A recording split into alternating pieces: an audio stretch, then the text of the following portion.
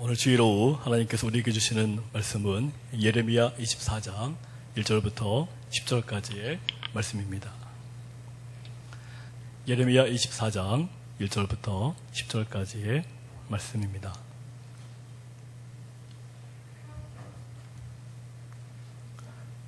제가 먼저 읽고 한 절씩 교독하도록 하겠습니다. 바벨론의 느부갓네살 왕이 유다 왕 여호야김의 아들 여호냐와 유다 거간들과 목공들과 절공들을 예루살렘에서 바벨론으로 옮긴 후에 여호와께서 여호와의 성전 앞에 놓인 무화과 두 광주리를 내게 보이셨는데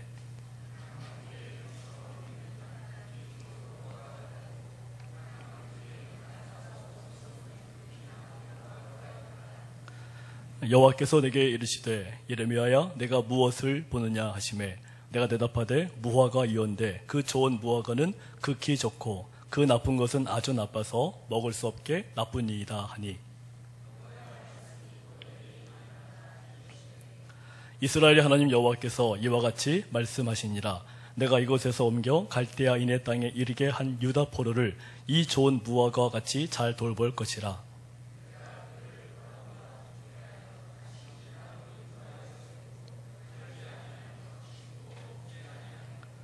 내가 여호와인 줄 아는 마음을 그들에게 주어서 그들이 전심으로 내게 돌아오게 하리니 그들은 내 백성이 되겠고 나는 그들의 하나님이 되리라.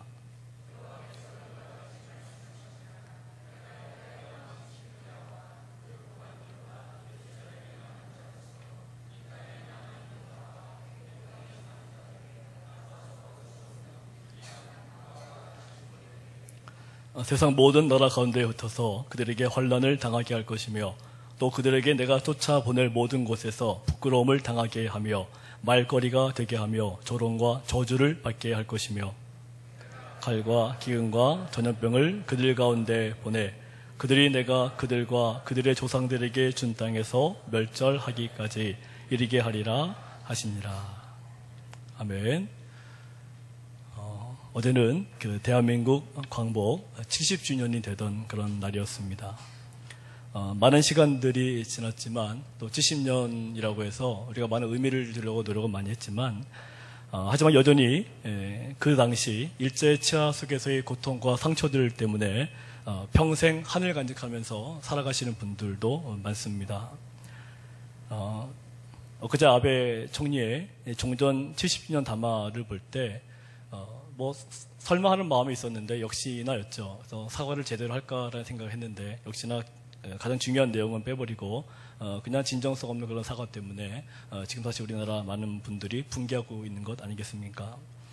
특별히 위안부라든가 식민 지배에 대한 명시적인 표현도 없이 그저 사과한다 정도 하니까 특별히 그 위안부 출신 그 할머님들은 굉장히 붕괴하고 마음이 아픈 상처들로 지금 여전히 머물러 계시는 것 같습니다.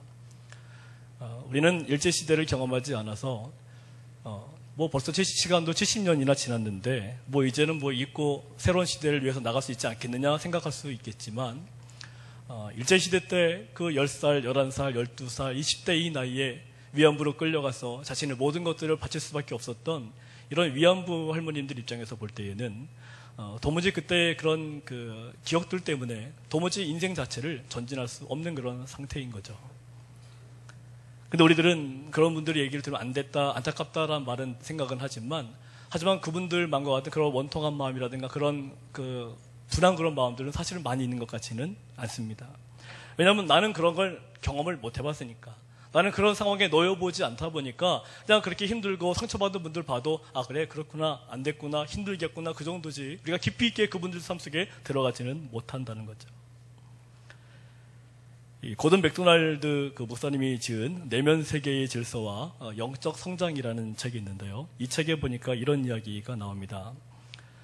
플로리다의 한 아파트 주민들이 어느 날 아침에 눈을 떴는데 기가 막힌 장면을 목격을 합니다. 그게 뭐냐면 아파트 바로 앞에 있는 도로 지반이 이렇게 내려앉았는데 함몰 운동이라고 부르는 그런 현상이 일어나고 있었습니다. 우리나라 싱크홀이다 그런 얘기도 하는데 함몰 운동이라고 보통 얘기를 많이 합니다.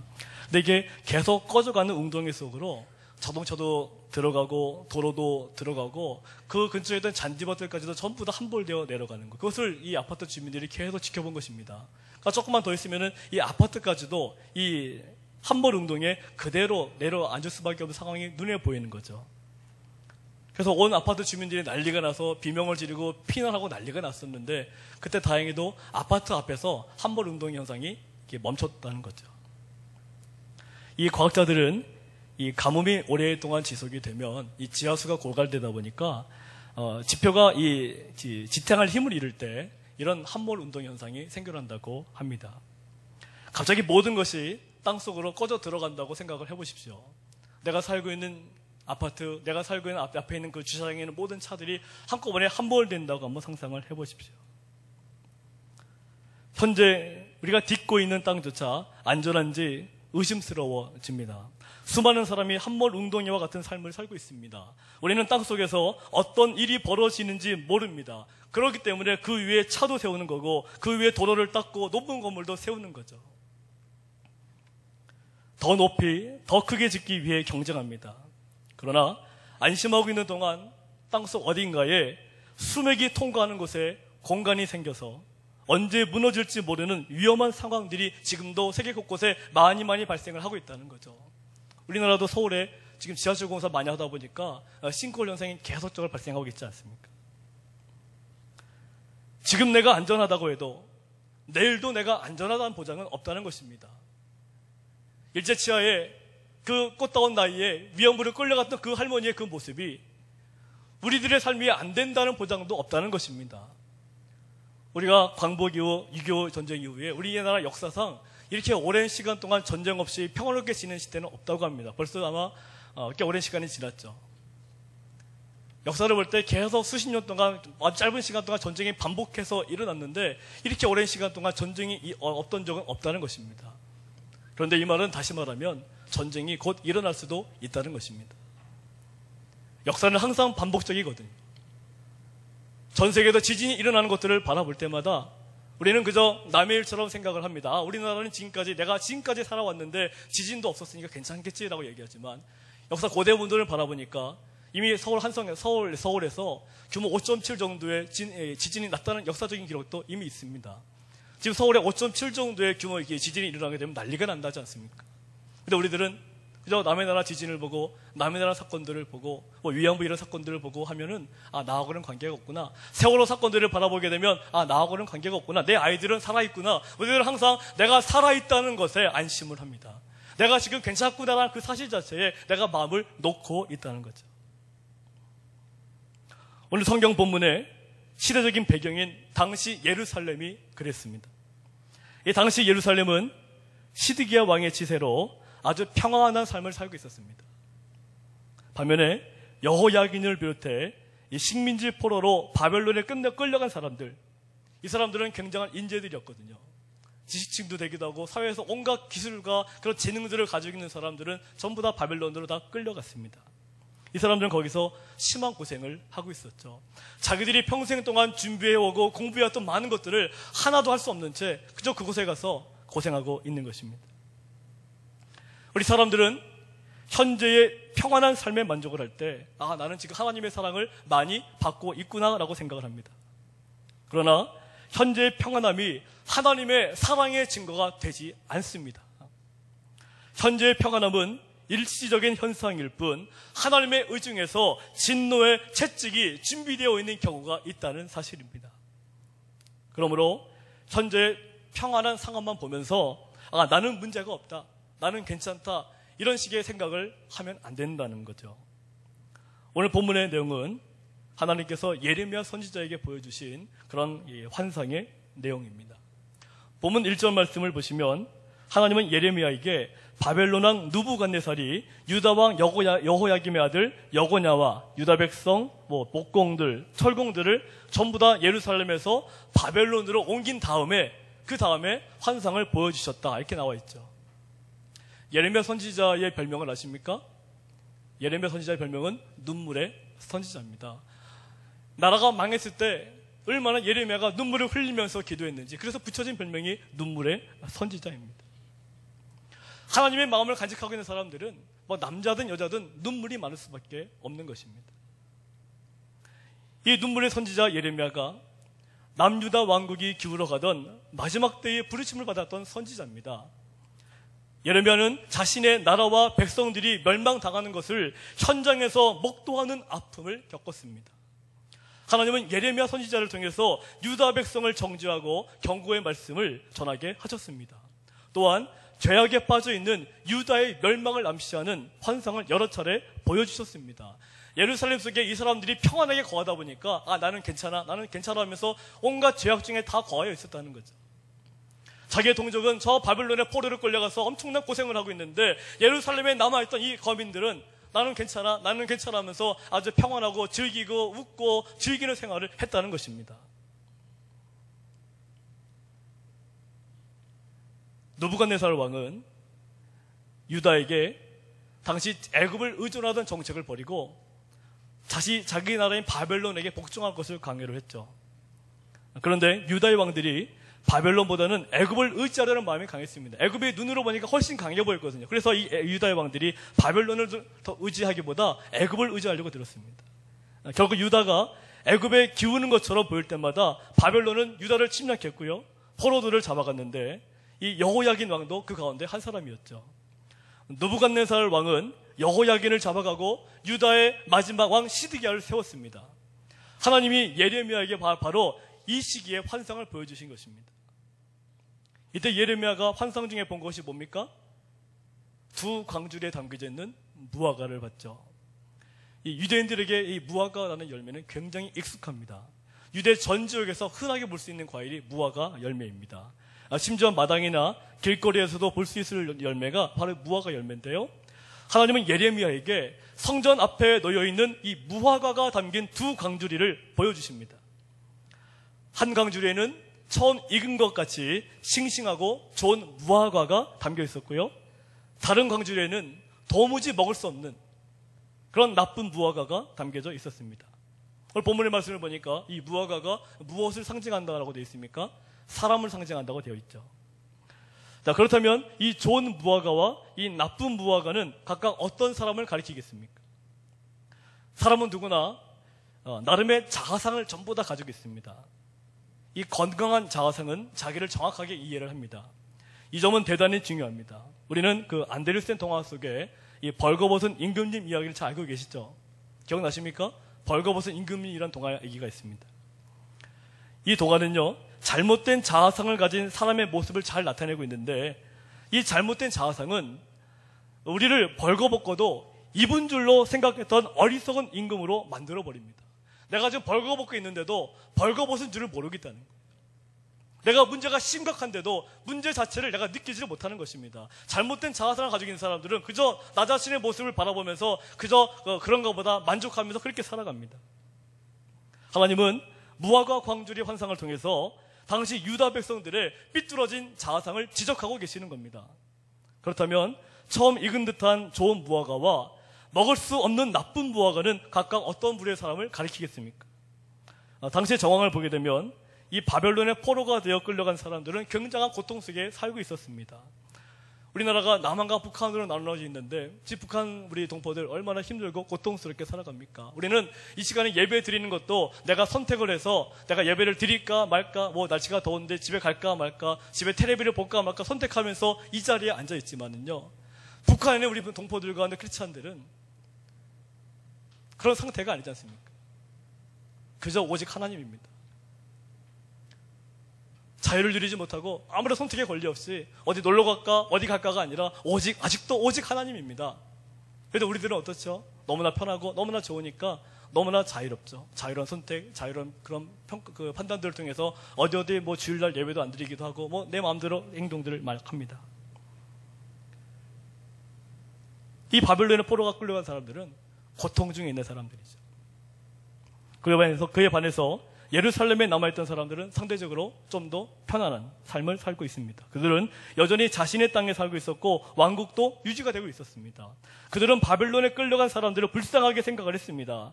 우리도 북한 사람들 불쌍하게 생각하지 않습니까? 아, 불쌍하다. 참, 나는 또 잘 태어났다. 나는 나만의 잘 태어났다. 우리가 자녀들을 키우시킬 때 자녀들한테 그런 얘기도 종종 하시지 않습니까? 너 감사한 줄 알아. 너 하나님이 너 북한 땅에 안 태어나게 하고 너 남한 땅에 태어나게 함을 감사한 줄 알아. 우리 그런 얘기들 너무나 많이 하죠. 그런데 오늘 본문의 말씀을 보니까 그런 생각들이 엄청난 착각이라는 것입니다. 눈에 보이는 현상적인 것은 그들의 생각이 맞죠. 하지만 미래의 상황은 지금과는 전혀 다르게 바뀔 것입니다. 하나님이 바벨론에 끌려간 포로들을 장차 좋은 무화과로 만드실 것이며 그들로 하여금 여호와를 경외하는 믿음을 회복하게 하겠다고 선포하셨기 때문입니다. 반면에 예루살렘에 남아있는 시드기야 왕과 유다 백성은 이제 곧 비참할 처지가 될 것이다. 실제로 몇 해 지나지 않아 이 바벨론의 군대가 예루살렘을 함락시켰을 때 시드기야 왕은 어떻게 됐습니까? 두 눈이 뽑힌 채로 바벨론에 끌려갔습니다. 예루살렘에 있으면 굉장히 편안하고 안락할 줄 알았는데 그 시드기야 왕이 두 눈이 뽑힌 채로 그 끔찍한 모습으로 포로로 끌려갔다는 것입니다. 그러나 반대로 먼저 포로가 되었던 그 사람들은 풀려나서 자유의 몸이 되었습니다. 그렇습니다. 현재의 상황만을 가지고 미래를 예측하는 것은 잘못된 행동입니다. 내 현재 상황이 잘나든 못나든 그 현재를 가지고 미래를 속단하지 마시기 바랍니다. 우리가 사람을 바라볼 때마다 그 사람의 현재의 모습만을 바라보면서 그 사람을 무시하는 경우가 있는데요. 그것이 굉장한 실수임을 아셔야 됩니다. 그 사람이 지금이 아무리 그런 모습이다 하더라도 그 사람이 앞으로 10년 뒤, 20년 뒤에 어떠한 모습으로 내게 나타나게 될 줄은 아무도 모르는 것입니다. 그렇기 때문에 우리들은 평상시에 모든 관계를 잘 맺어야 되는 거죠. 선줄로 생각하는 자는 어떻게 하라고요? 넘어질까 조심하라. 잠언 24장 16절 말씀에 대저 의인은 7번 넘어질지라도 다시 일어나려니와 악인은 재앙으로 인하여 엎드러진다라고 말씀을 하셨습니다. 의인은 누굽니까? 의인은 오직 하나님만을 바라보며 사는 사람들이 의인입니다. 악인은 누굽니까? 하나님의 뜻을 무시하고 자기 생각과 판단대로 자기 멋대로 살아가는 사람들이 악인입니다. 그러면 당시에 바리새인들과 서기관들과 그리고 이스라엘 그 창녀들과 세리들과 이 사람들 가운데서 악인과 의인을 평가한다면 누가 의인이고 누가 악인입니까? 예수님 말씀에 의하면 종교 지도자로 가장 존경받았던 바리새인과 서기관들은 악인입니다. 왜냐하면 하나님을 빙자해서 하나님을 이용해서 자기 것을 하고 있거든요. 겉으로는 하나님은 얘기하고 있지만 그들의 마음속에는 자기의 욕심을 채우고 있거든요. 예루살렘에 남아있던 이 시드기야 왕을 비롯한 백성은 당시의 상황만 바라보면서 미래를 예측하는 과오를 범했습니다. 지금 잘 지내고 있다고 해서 미래가 자동적으로 보장되는 것은 아닙니다. 어떤 사람이 아침에 나가 운동하고요, 아주 기분 좋게 식사를 한 다음에 멋진 차를 타고 한번 출근을 한다라고 생각해 보십시오. 대부분 젊은 우리 대학생들의 로망은 그겁니다. 뭐 다른 거 아니죠. 그냥 아침에 운동하고 운동복 입고 재밌게 운동하고 좋은 차, 뭐 외제차 이런 차 몰고 나가서 뭐 이렇게 남들 앞에 보이는 것, 그리고 책상 앞에 앉아서 뭐 미래를 설계하고 뭐 해외 여행을 막 계획을 하죠. 그래서 우리 젊은 대학생들은 대부분 난 나중에 직장에 가면은 뭐 휴가만 받으면 저기 어디 유럽 여행 가고 무슨 여행 가고 항상 그 여행들을 많이 계획을 많이 합니다. 그런 미래를 설계를 합니다. 그 10년 지나고 20년 지난 다음에 내가 살 집을 지을 생각도 합니다. 현재를 잘 지내고 있는 것처럼 보입니다. 그런데 앞으로 10년 뒤, 20년 뒤에 그의 몸 안에 발견하지 못한 큰 질병이 있다면 상황은 어떻게 변하겠습니까? 예상치 못한 사고, 세월호와 같은 멀쩡한 아이들이 바닷가를 들어가다 차 물속에 잠기는 그런 일들을 내가 만약에 내 아이들이 경험하게 된다면 어떻겠습니까? 우리가 지금 계획했던 그런 모든 장밋빛 그런 환상들 다 이루어질 수 있겠습니까?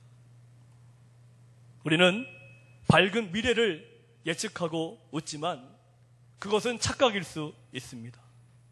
정말 지혜로운 사람이라면 자신이 처한 상황을 세밀하게 돌아보아야 합니다.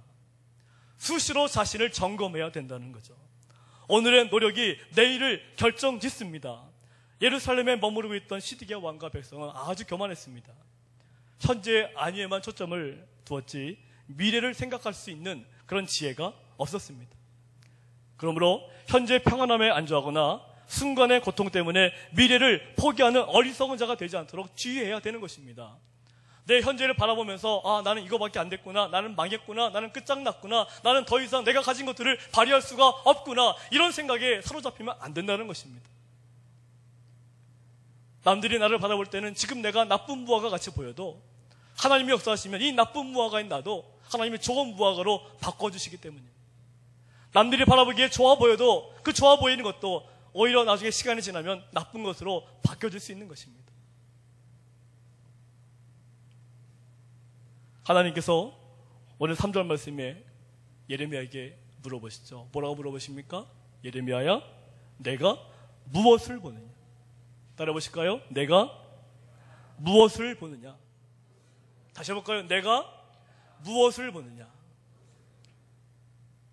신앙을 가진 기독교인의 삶의 시선은 과거나 현재에 집착하는 것이 아니라 미래에 있어야 한다는 것입니다. 오늘을 가치없게 여기는 것이 아니라 신앙인은 내일의 영광을 위해서 오늘을 투자하면서 살아야 된다는 거죠. 예수님이 승천하신 다음에 제자들의 모습을 보십시오. 제자들은 예수님의 승천의 모습을 보면서 눈앞에 안락함을 다 포기했습니다. 편하게 살 수 있었습니다. 사도 바울 편하게 살 수 있는 사람입니다. 이스라엘 역사상 가장 엘리트 그룹이고 모든 것들을 가지고 있었던 사람이 사도 바울입니다. 그런데 이 사도 바울이 그 복음을 위해서, 고난받는 일을 위해서 자기가 가지고 있는 모든 것들을 배설물과 같이 여겼다라고 했습니다. 베드로와 요한은 산헤드린 공회에서 위협받고 매를 맞고 온갖 고문을 당했지만 오히려 기쁨으로 여겼습니다. 그들이 이런 태도를 취할 수 있었던 이유가 무엇입니까? 로마서 8장 18절에 현재의 고난은 장차 올 나타날 영광과 좋게 비교할 수 없도다. 할렐루야. 따라해보실까요? 현재의 고난은 장차 나타날 영광과 좋게 비교할 수 없도다. 지금 내가 고난을 당하고 있지만 장차 내게 올 영광과 비교도 안 된다는 것입니다. 하나님의 나를 예비하신과 하나님께서 나에게 예배에 준비해 놓으신 놀라운 축복의 역사들은 내 상상을 뛰어넘는다는 것입니다. 그런데 우리들은 지금의 고난의 자리 속에서 주저앉아 있고 넘어져 있으면서 낙막하면서 아무것도 못한다고 하고 있지 않습니까? 아까 우리 찬양 배웠죠? 밤이나 낮이나 어제나 오늘도 영원히 주님만 찬양합니다. 그 찬양 한번 해보겠습니다. 아까 배웠던 찬양, 나의 소망 되신 주를 바라봅니다. 비록 내 삶이 지금 저 밑바닥에 꺼져 있는 것 같아도 주님만 바라봅니다. 그런 믿음으로 나갈 수 있다면 바벨론 포로에 끌려갔던 그 이스라엘 백성들이 결국 해방의 기쁨을 누렸듯이 우리의 삶 역시도 하나님이 우리에게 부어주신 놀라운 기적의 삶을 반드시 만나게 될 줄로 믿습니다. 한번 찬양해 보겠습니다. 밤이나 낮이나 나의 소망 되신 주.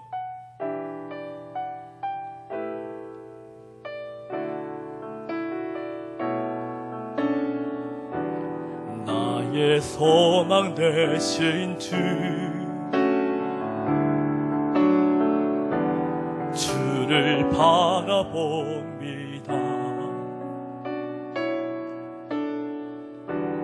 다시 오실 나의 왕 예수,